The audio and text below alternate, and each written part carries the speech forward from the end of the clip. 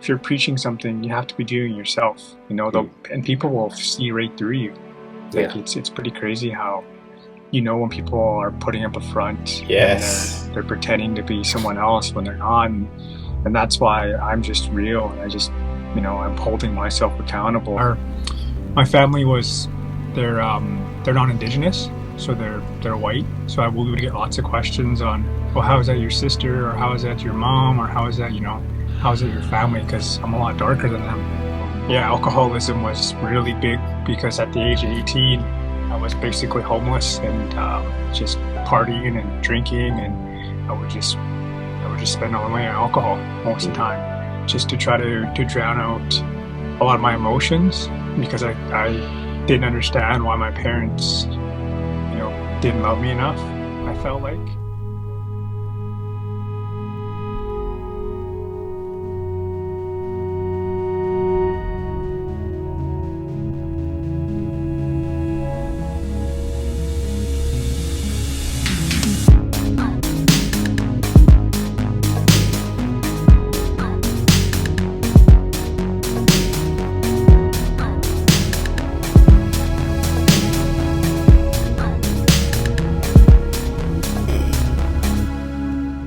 Welcome back, everyone, to the Creekcast once again. Another very special episode with another very special guest. Today, we're joined by a very interesting person here and now. And can you tell us about yourself, your name, what you do? I am Peter White. I am Indigenous to North America, Turtle Island. I come from the Ktunaxa Nation. I'm a storyteller. I'm a dancer. I'm a knowledge keeper. And I throw it in with Instagram and social media and connect people through that way. Great. Yeah. I mean, another unique perspective that we try to search out for the podcast. I think you're the very first Native American that we have here, and it's honestly an honor to have you. Thank you. It's an honor too to be here. Yeah, and we'll jump on to our little ad break here in a second, so we can go full in on the questions and get the podcast rolling. So see you in a second. Welcome back from that little ad break. So yeah, let's get straight into it. Peter, an absolute honor, and just to kind of start off with what it means to you personally, not only being Native American, but also being a part of the Ktunaxa Nation. It's I've only recently started to get back into my history and my traditions, probably in the last 5 years. So I'm still learning myself. There's lots and lots of disconnect through there, as you've known through the recent discovery of the children at the residential schools. Yeah. It's affected basically anyone who's originally from North America in some form, in some way. So there's lots of disconnect. So I'm very grateful to be able to even use social media to reconnect with who I am. Yeah, I mean, it's been very kind of mind-blowing news. I mean, I guess not that mind-blowing if you look at the past of the history that and the treatment and everything, but yeah, I mean, I can imagine that it's a long process to kind of get back into connecting with your own personal roots. Yeah, I mean, and this power and connections that you have, we can clearly see that you use it for, well, good, to spread awareness and everything that has to do with this type of stuff. So again, as Masa said, mind-blowing news, but not really surprised, but to a certain extent. Yeah. It's a heavy topic. If the people at home didn't notice, this one's going to be a little heavier than usual. Mm-hmm. But hey, I mean, as long as it brings awareness and people get to know more about this kind of stuff, the better. Yeah, definitely. And yeah, I mean, that kind of leads on a bit to the question. Obviously, coming from a Native American community and being part of a minority, it does come connected to the impacts of colonialism and I was just curious to know what your experiences have been living with that, through that, the challenges that it has brought upon you. Basically, yeah. Whew, it's a pretty big question because it's basically affected me since I've been born. Um, Recently, my father just passed away, but my grandpa, who I never met, he was actually in the residential schools himself. And when he was old enough to basically leave, he enrolled into the war so he could get out of the residential schools. It really affected him because he didn't really have time to heal. He went basically right in the war, and he passed away from alcoholism before I was even born, which really affected my dad. And my dad, I didn't have a really strong relationship with him. I grew up in a foster home. Basically, as soon as I left the hospital, I was adopted out because my parents struggle with their addictions, and it's just been basically my whole life. I grew up in a non-indigenous, or my family was they're non-indigenous, so they're white. So we would get lots of questions on, well, how is that your sister, or how is that your mom, or how is that how is it your family? Because I'm a lot darker than them. And I even had officers ask me that before too, and it's just racism is pretty crazy. People would make fun of us because we were different colors all the time. It's just it's affected me a lot, but it's also made me who the person I am today. I'm blessed and I'm grateful for that too, because it's made me more aware, and it's made me be able to do what I do on social media and to help people the way I do. Yeah.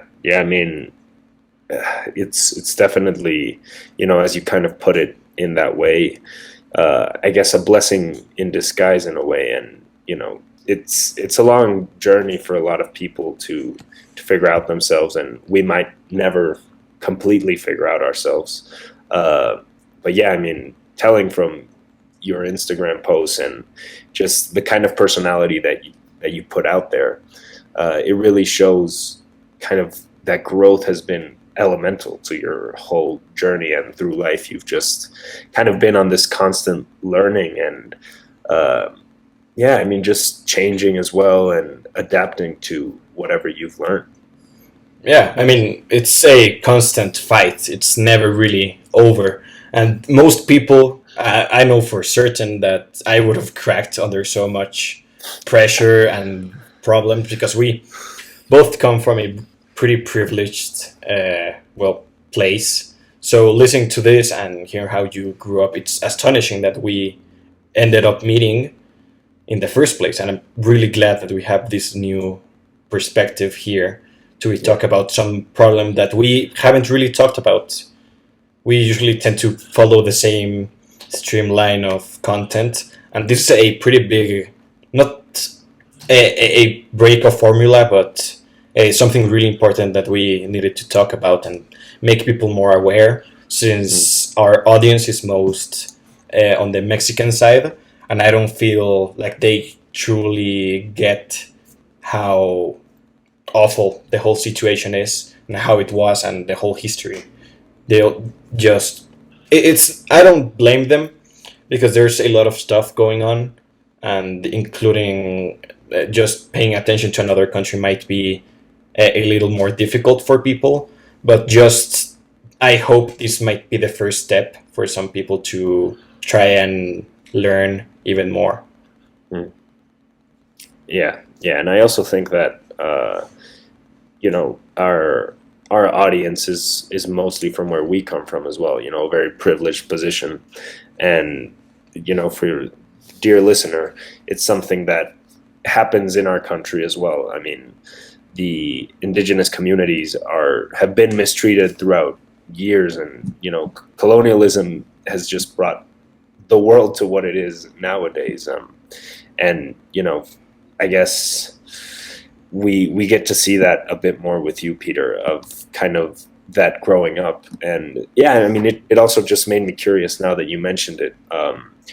What were the main difficulties that you found kind of growing up and searching for your own identity in a way? There was a few. Growing up in a non-indigenous family, it was my family was never against me learning my ways, but it was just a lot harder for me as a kid to understand why I look different from the rest of my family. And alcoholism ran, it's in my genetics because it's passed down through parents. So that was a really big difficult battle for me. It was alcohol. I'm over 8 years sober now, which I'm grateful for as well. Congrats. And it's just alcoholism was really big because at the age of 18 I was basically homeless and just partying and drinking, and I would just spend all my money on alcohol most of the time, just to try to drown out a lot of my emotions, because I didn't understand why my parents, didn't love me enough. I felt like growing up to basically adopt me out right out of the hospital. And my father, where I lived, it was a smaller town, and I would see him around town, and he would basically ignore my sister and I, like we never existed, like he didn't know who we were. Like he would basically walk right by us at times and just not even acknowledge us, just act like he never saw us or knew who we were. And that's the whole residential school thing. That just comes from that. The disconnect on how to be a parent, on how to love, on how to show affection. Yeah, it's affected me a lot. Yeah, I mean, I've seen people who only think that all the problems have already been over with because it happened some years ago. Some people didn't even know how long it was. And they think, oh, yeah, it's over. We don't do that anymore. And they don't see the outlasting effects that something this big has. I mean, we already talked about this, but change takes a lot of time, either positive or negative. Negative can be immediate, but it will have consequences in the future. So listening to how a modern day person is being affected by this is way more important than most of the things that we're focusing on right now.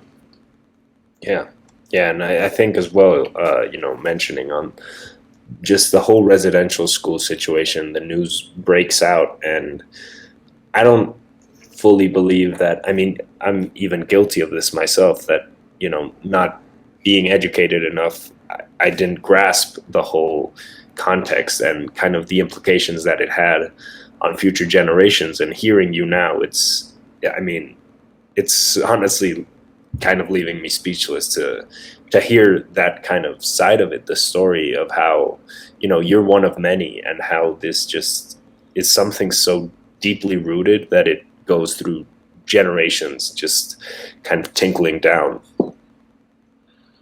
Yeah, because where I'm from, in my community, that residential school closed in 1984, and the last residential school closed, it was in Saskatchewan, and that was in 1996. Wow. That's not that long ago. Yeah, no, it's very recent. Yeah, I mean, I didn't even know how soon this was. Again, as many people, I'm kind of guilty of being ignorant to this topic, which is okay as long as you decide to learn. So yeah, wow, this was pretty not that long ago. Yeah, it's. Oh, wow. I think we're both just kind of speechless and just getting knowledge thrown at us. But yeah, I mean, I also saw through your Instagram and your socials, and obviously when we were kind of setting a date, you mentioned that, you were going to go to a powwow. And yeah, I mean, I was curious to see what it means to you to be dancing at a powwow, and, when you're there, just the experience, what it really feels like. There's a lot of emotions, more, being grateful and happy and proud to know that what my ancestors and other ancestors have been through in North America to overcome everything, and for us to still have this knowledge, and for us to be able to gather and meet, and to be able to do it freely. Because at that point in time, for almost 100 years, I think it was up to 1984, we weren't allowed to partake in our culture. We weren't allowed to wear traditional clothing. We weren't allowed to speak our language. There was a lot of things that, you could be thrown in jail, or you could even be executed for doing these things. So there was secret societies that upheld these things. So me being at a powwow, knowing these things, it makes me proud, makes me feel good, but at the same time, kind of makes me feel sad because we shouldn't never had to experience those things. But Yeah. it's really neat to see, and the whole thing going on with COVID, the pandemic. It was nice to be around people and to gather, and it felt like the Indigenous community was even more grateful after what's been going on. Yeah, I mean, sorry to cut in, but could you explain to us and the audience what exactly is a powwow? It's a celebration of life. It's a gathering of people, and it's just to celebrate and come together and, dance for victory of life and to honor our ancestors and to pass on the knowledge to the younger generation. So even if it's I want to say I haven't been to one, but it sounds like it's a very lightning and positive, environment. But it comes with a bittersweet taste, does it? And Yeah. as you said, the whole the reason that you have to do it and how so many people were lost but how they overcame and the knowledge has been passed down. It really does sound like a victory lap where you can celebrate with your comrades, but more in the ones that were lost.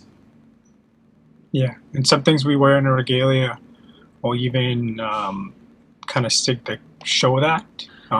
Certain things in my regalia that I wear a lot of mirrors.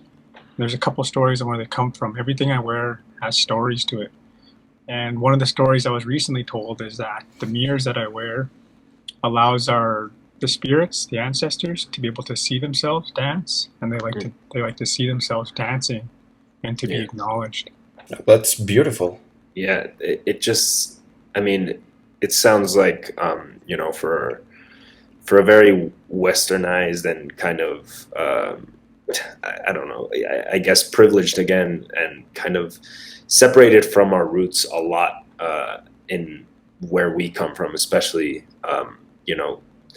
it's just something that sounds like really beautiful. And it's that sense of community, really gathering together and kind of sharing something that everybody has in common, something so simple as dancing and allowing to freely express those emotions of, as you both said, that bittersweet feeling. But yeah, I mean, it really does sound beautiful. And moving away a little from that topic, since you have such a unique perspective that we haven't had on this show before, we wanted to ask you what is exactly your opinion on the portrayal of Native American communities on the Western world. Ooh, it's still going on today because Yeah. the government, both Canadian and American, signed treaties with the Indigenous communities, and there was different bargainings and different agreements between different nations and different tribes. And since they've signed the treaties, they haven't upheld their half since they signed them. But they expected us to uphold our end of the bargaining without any repercussions from them not following their suit. And there was something I even recently learned on another podcast that I listened to. They were talking about, if you look at Canada, the treaties basically start from one end of Canada, from the East Coast, and they slowly start to go to the West Coast. And they get worse and worse, and there's less and less stuff on these agreements. And when you get to British Columbia, they talk about how there were so many settlers by the time that they got to BC, British Columbia, that the government was really cocky and they didn't think they had to sign treaties with us. So they just basically took the land from us and took everything without not even agreeing with anything. So BC has next to no treaty signed on that land. Wow. And that's where I'm from. I'm from British Columbia, and where my nation is from, we don't have a treaty signed. Yeah. So they just took it. Yeah. Basically, yeah. Sounds not surprising, honestly. I mean, it's more surprising that people will uphold these, well, treaties. It's just, I don't know. I'm just shocked. Yeah. It's pretty heavy stuff. Yeah, actually, that makes me want to ask what your perspective is on the relationship that exists between kind of the Native American indigenous community and, I would say, per se, the government, and whether it be Canadian or American, and kind of that whole structure. There, to be honest, isn't much of a relationship. They try to act like there is, but there's not. You know, here in Canada, there's over 50 reservations that don't have clean drinking water. It's 2021. I live in Vancouver, British Columbia, and it's one of the most expensive places to live compared to wage-wise. And it's a really well-known place for people to come to. It's basically the Hollywood of Canada, they call it. And there's a reservation right beside Whistler. It's a really well-known ski resort, and they don't have clean drinking water. This is, some of these, you can't buy a house in Vancouver for under $1 million now. That's just how it is. Yeah. Whoa. It's a well-known place, a well-known area, and a lot of these reservations are struggling with that here. Yeah. I mean, I had a question because I've had this debate a few times. You can not answer if it makes you uncomfortable, but what do you think about the word Indian to refer to Native Americans? Do you prefer that word, or Native Americans, you don't care? Me, personally, I'm in the middle of the generations where it's the younger generation now, they don't like it. They really take that offense, the Indian word. The older generations, like my dad and my grandpa, that's what they call themselves because that's what they were called. So they're kind of taking it back. They felt like they were owning it. But my generation, it doesn't bother me. It is kind of racist. It is a slur word. Even because I grew up in Canada, I'm dual citizen. I'm dual though, because where I'm at, my nation is basically on the borderline of Canada and America. But I grew up in Canada, so even Native American it just sounds funny to me. And it's just I never really. No, it's not like I don't like it. It's just kind of sounds funny to me. Yeah, Native American's very wide, but I know it's through Hollywood. It's really known through Hollywood. That's where a lot of people actually learn their history, and it's not even true history in Hollywood.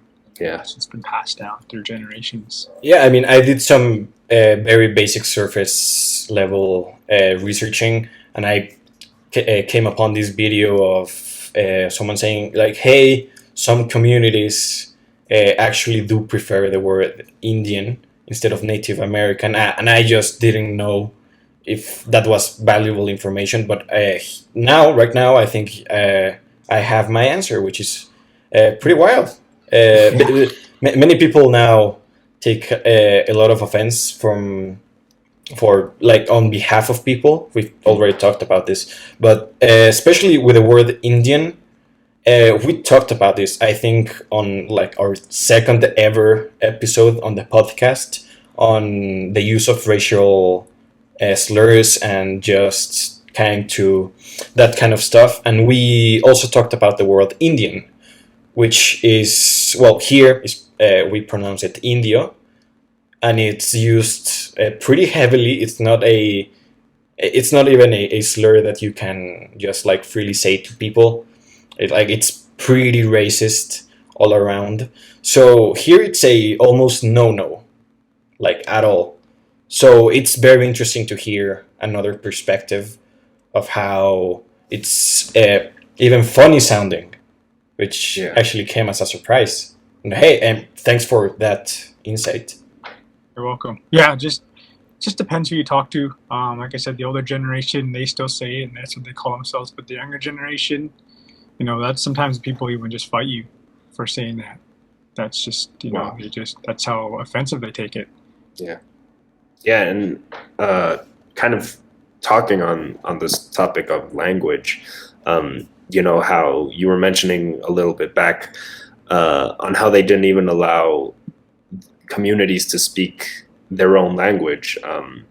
Just kind of your own personal take on the value of language as I mean, it's something that other people might take for granted because they've never had it ripped away from them. So yeah, your take on that.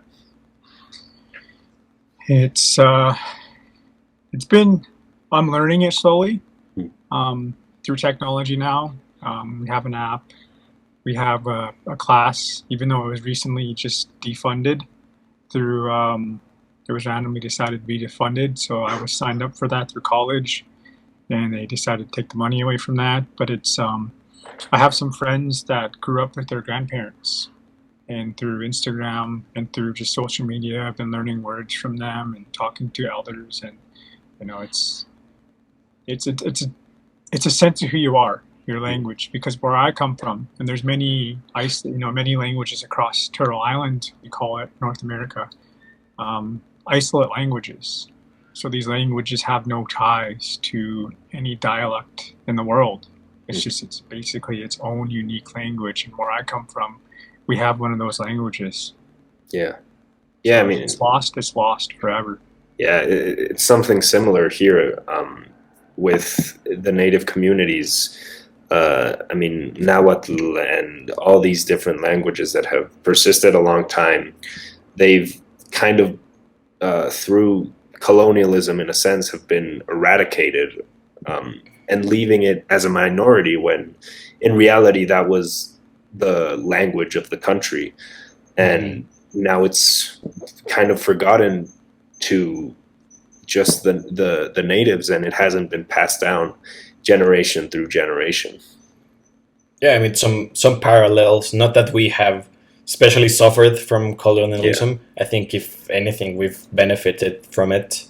yeah, And yeah, I mean it's weird to see these parallels. And going back to what you said about how social media has helped you learn, we tend to throw so much trash to social media and technology, especially here in the podcast. We tend to be a little negative, but I think this is a good point, a good just ray of light opportunity. that we can shine upon this podcast to see like there's some actual positives going around. It's not all 100% negative. It's using the power of social media with no matter your personal opinion with it, there is some good that can be done with it.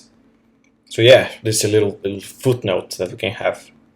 Yeah, yeah, and yeah, I mean, kind of just a little small question to you as well on the impact of social media and how it can help you, not only, you know, as people are finding out about you and kind of starting to enter on the education of where you come from, and you know, these roots and these people who have kind of been marginalized to an extreme extent. So just how has social media exactly helped communities to grow? It's given the strength for people who are like me in my situation, where they never grew up with their traditions, Mm. and they grew up in foster homes, or they were taken away from their homes. It's called the 60 scoop. So the government of Canada legalized it for basically a doctor and a nurse to forge a death certificate, and they would basically sell brand newborn Indigenous kids to families or give them away. Some ended up in Europe, some ended up in the States, some would end up in Hawaii. They just wherever. And it's, I've been able to inspire a lot of people to start reconnecting to their culture and their history, because most people tend to think that they have to be young to learn something, but it doesn't matter how old you are.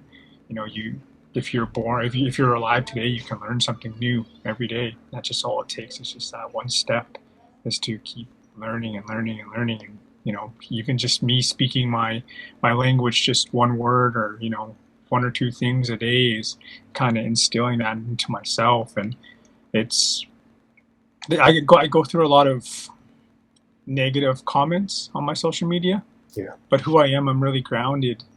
A lot of the positive comments, and people reach out to me and they say they really thank me, and they say that my stuff has really helped them through hard times. And I've even had people say that they've pushed through suicidal thoughts at times because of what I've posted and what I've shared with them. So when people reach out to me like that and say those things, it just really makes me want to keep spreading my awareness and helping people, because I feel like that was my gift. You know, we're all gifted with something in this world, and I feel like that's my gift. We hope that we can help you with this podcast to spread the word even further. So I don't know. I think, especially here in Mexico, it's not well known, as I said before. The whole problem, even within our own community, our own Indigenous people, it's not well known at all. So it's really inspiring to hear these words on how someone can inspire others to overcome and conquer. And I think it's wonderful. Yeah. That's all I have to say. Yeah, just I guess it's a thank you as well, because we are learning so much just from you, and whether it be Instagram or having this opportunity to talk. And yeah, I mean, it's definitely a big thank you. And yeah, kind of moving on a bit, if you feel comfortable with sharing,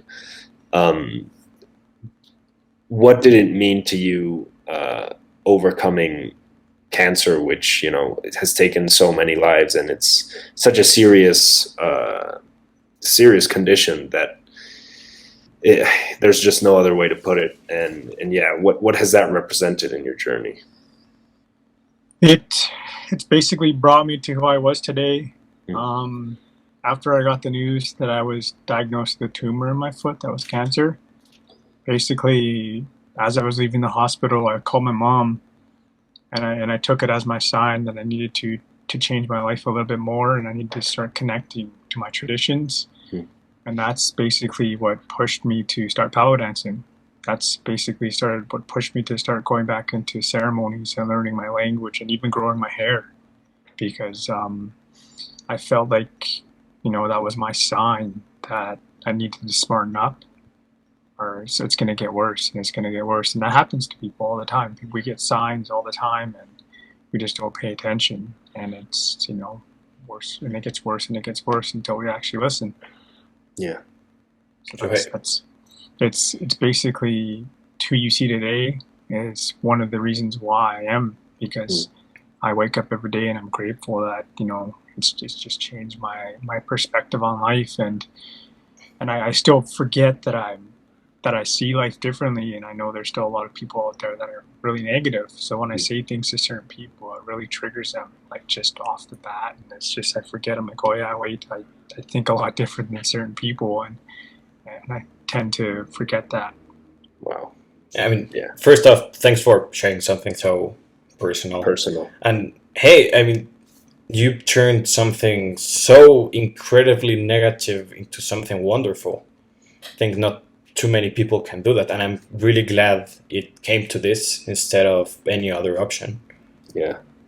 I mean, I think that speaks volumes, kind of that mentality that we've been talking about a bit, and how it's represented you.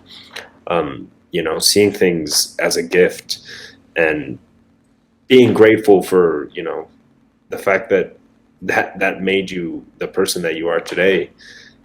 It's a really special mindset, I gotta say. And yeah, just kind of curious to see if that's kind of something that you notice as a constant in your community or other Native communities.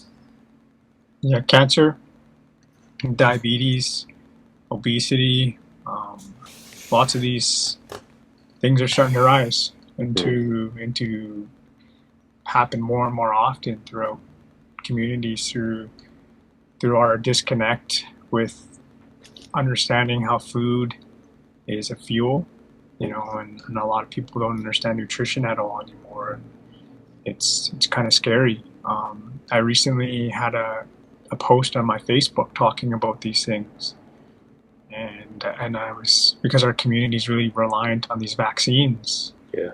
And then I said, yeah, these vaccines will help, but what about when COVID's over and the pandemic's over, everyone will either have obesity or they'll be obese. Well, they'll have diabetes, cancer, some form of that. And they said you need to really start taking your health more serious. And, because the vaccines will help, but they'll only help so much. And our community is really, really reliant on that. And I had some people even basically unfriend me on social media because my views on health over vaccines. Because I told you guys I recently I tested positive for COVID. Mm-hmm. I was unvaccinated at the time, and I only ended up getting a cold. And it was that new Delta variant that's been going around. That's actually what my father passed away from, and I've had a few friends that got really, really sick from it, from the Indigenous community. But they're not very healthy. My dad wasn't healthy at all. He drank a lot. He ate very poorly. Some of my friends that have got it and went to the hospital, the same thing. They drink, they eat very poorly, they don't exercise, and that just goes to show that, we need to start taking our health more serious all over the world, not just in the Indigenous community, but all over the world. I mean, it's such a frustrating thing to talk about because so many people are not only obese, but people are also starving, which is kind of mind-blowing how both can start at the same way. And I think it really does have to do on how we perceive health and eating in general. I personally, they will call me out before I can say anything, but I don't eat exactly the healthiest possible way. I do get my luxuries in there, like some little chips and some Coke, which I think it's fine. But as long as you keep up with your own health, especially now, I think young people take their health for granted because we have fast metabolisms and we can eat basically whatever and still be in shape. But it wears out. Like it's a fact. It's not an opinion. It eventually wears out and only your habits remain. Mm-hmm. And if you have the same habits of eating and drinking whatever that you had when you were 14 to when you're 40, you're not going to see a very long lifespan. And I think it's also a thing that we have to touch on eventually on this podcast on general health and stuff. And right now, I think it's a little dodgy topic, depending on which groups of people you talk to. I've heard a lot of fat phobia and that kind of stuff, which I have my personal views in. I won't bring them right now because they're not exactly relevant. But I mean, it's a thing that we need to make more visible as well. Yeah, I completely agree. And that also kind of links into another question. You're a very positive voice on social media. You really are an outlet for positivity and somebody that has proven to be a serious advocate kind of on mental health and pushing people to improve and better themselves. I've noticed that a lot. You really are very transparent as well, which is something that we've touched on before. And I mean, obviously we're seeing where that comes from, but how relevant do you think that is in your day-to-day, pushing not only people to be the best selves they can be, but yourself? It holds myself accountable because people aren't going to they're not going to follow our, if you're preaching something, you have to be doing it yourself, and people will see right through you. Like it's pretty crazy how, when people are putting up a front and they're pretending to be someone else when they're not. And that's why I'm just real. And I just, I'm holding myself accountable to go to the gym, to meditate, to drink water, to, find some form of exercising and to read and learn new because I enjoy putting out content. And if I'm not reading books or I'm not listening to other things to expand my mind, then I'm just going to get stagnant and I'm going to get lazy and I'm going to get complacent. So it's really helped me to push through the hard times to myself because I know even what I'm going through lately, it's gonna be one day down the road. I'll look back and I'll be grateful because I'll be a whole another person. I'll be a lot more knowledged, evolved, and it's I'm happy it holds myself to being accountable. Yeah, man. Do what you can. The best place to start doing things was 5 years ago. The second best time to do it is right now. Quote from my father. I don't know if he stole it from somewhere else, but I really like that quote, and I love that you are living it through. Yeah.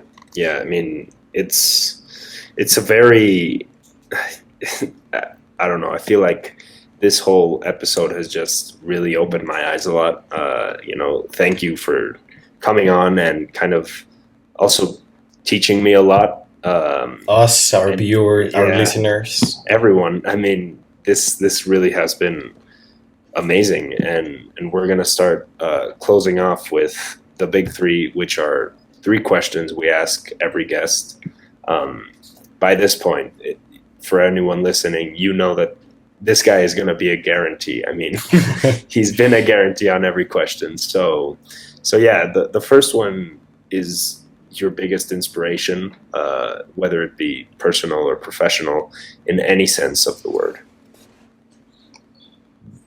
I really like Matthew McConaughey. I just finished one of his books, but I like one of his speeches. He talks about being your own hero, trying to become your hero from 5 years from now, kind of like how your dad's quote is, right?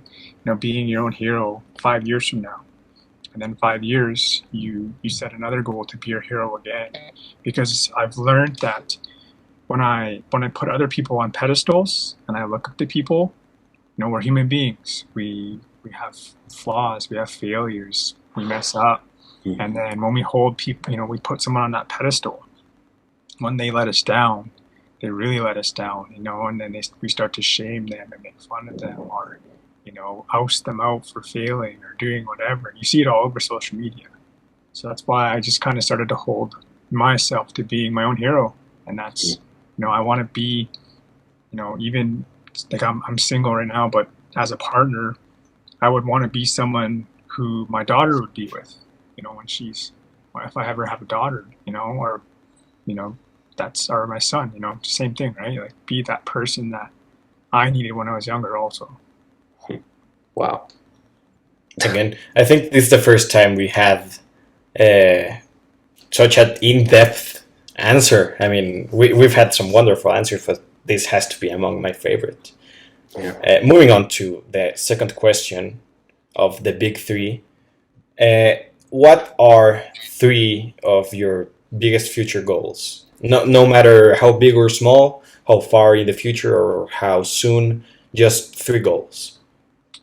One goal that I recently just discovered I wanted to do was get my diploma in being a holistic nutritionist.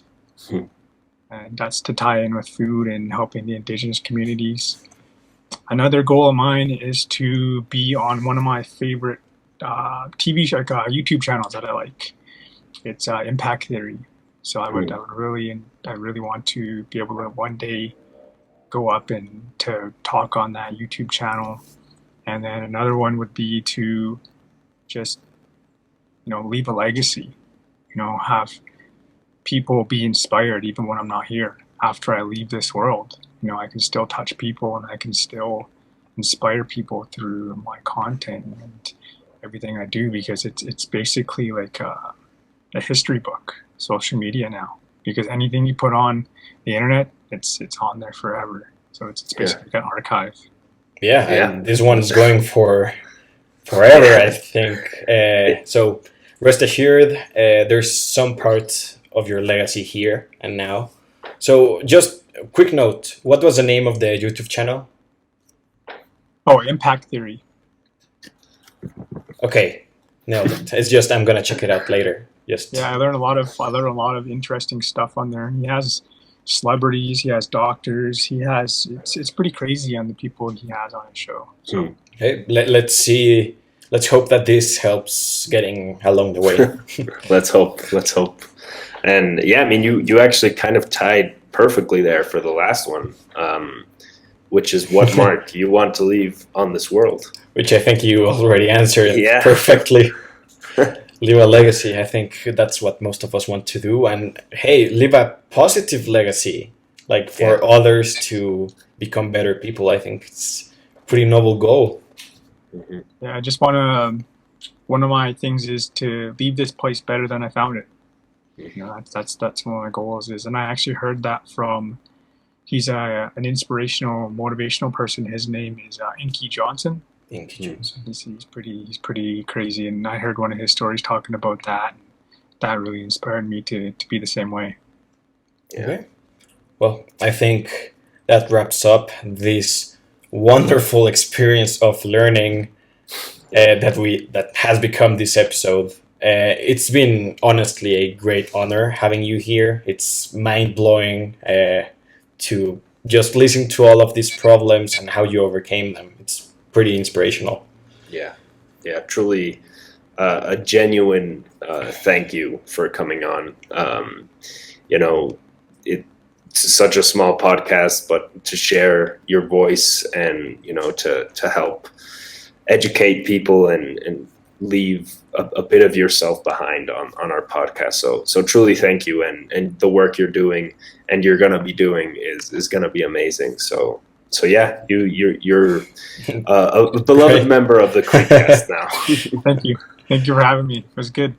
Yep. I'm So glad it worked out the way it is. So for our dear viewer/listener, we'll link everything that has to do with you down below on the description of our YouTube, on our Spotify, on our Instagram.